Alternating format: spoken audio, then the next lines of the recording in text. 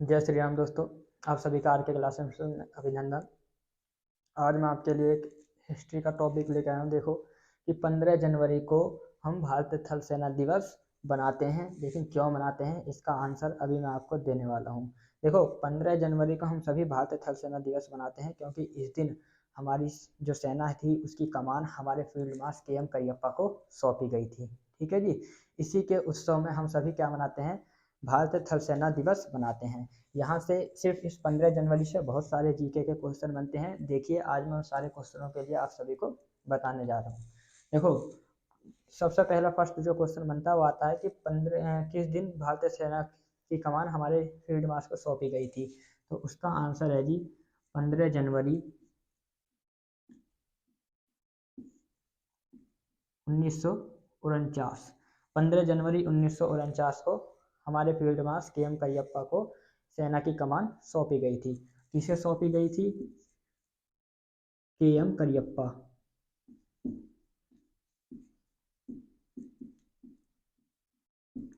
ठीक है जी। के एम करियप्पा कौन थे?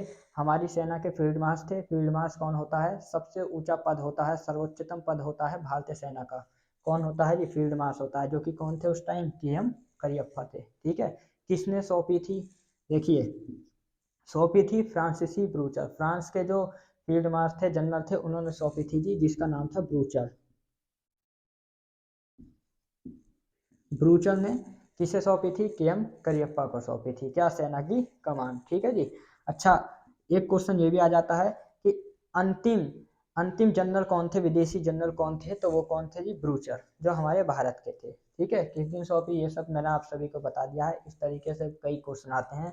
सबसे ज्यादा जो क्वेश्चन पूछा जाता है वो ये वाला है कि भारतीय सेना की कमान किसे सौंपी गई थी? के एम करियप्पा को। हमारे फील्ड मार्शल कौन थे उस टाइम? के एम करियप्पा थे। 15 जनवरी क्यों मनाते हैं हम सभी थल सेना दिवस? क्योंकि इस दिन हमारी जो सेना की कमान थी, हमारे जो सेना के अधिकार थे, वो हमें सौंप दिए गए थे। तो ये इससे पहले नहीं थे हमारे पास। देश कब आज़ाद हो गया था? 15 अगस्त 1947 को। लेकिन तब से लेकर 14 जनवरी 1949 तक हमें सेना की कमान नहीं सौंपी गई थी। इसका मतलब हम अपने सेना पर, हमारे सरकार के ऑर्डर नहीं चलते थे। हमारी जो सेनाएं थी वो अपने हिसाब से फैसला नहीं ले पाती थी। इसके बाद एक क्वेश्चन बहुत प्रचलित है, कौन सा?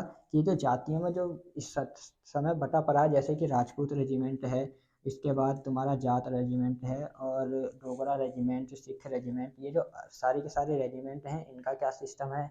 क्या इन्हें सरकारों ने बनाया है? हमारी सरकारों ने बनाया है जब देश आज़ाद हुआ जी? नहीं, ये सारी की सारी चीज़ें अंग्रेज ही लेके गए हैं, अंग्रेज ही बना के गए हैं। जो हमारी सेनाओं को इन्होंने जातियों में बांट दिया है। इसका अपना एक फिक्स इतिहास है। इसके बारे में आप सभी को बता दूं कि देखिए, जब हमारा देश आज़ाद हुआ और हमारे पास सेना की कमान आई, तो उस समय के एम करियप्पा जी से पूछा गया कि अब इनका क्या किया जाए। क्योंकि सबको पता है भारत में जातियों का मसला बहुत ही कैडा है, बहुत ही बेहतरीन तरीके से इनके ऊपर चर्चाएं चलती हैं।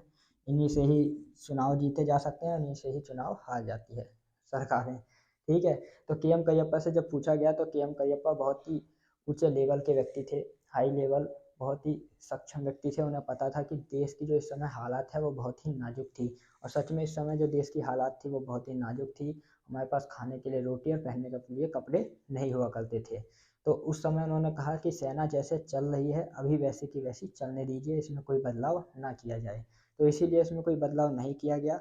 और ये जो रेजिमेंट जो अंग्रेजों ने बनाई थी वो वैसी की वैसी चल रही हैं अभी तक वैसी की वैसी ही चल रही है। ना इसमें कोई नई आई है, ना इसमें कोई पुरानी हटी है।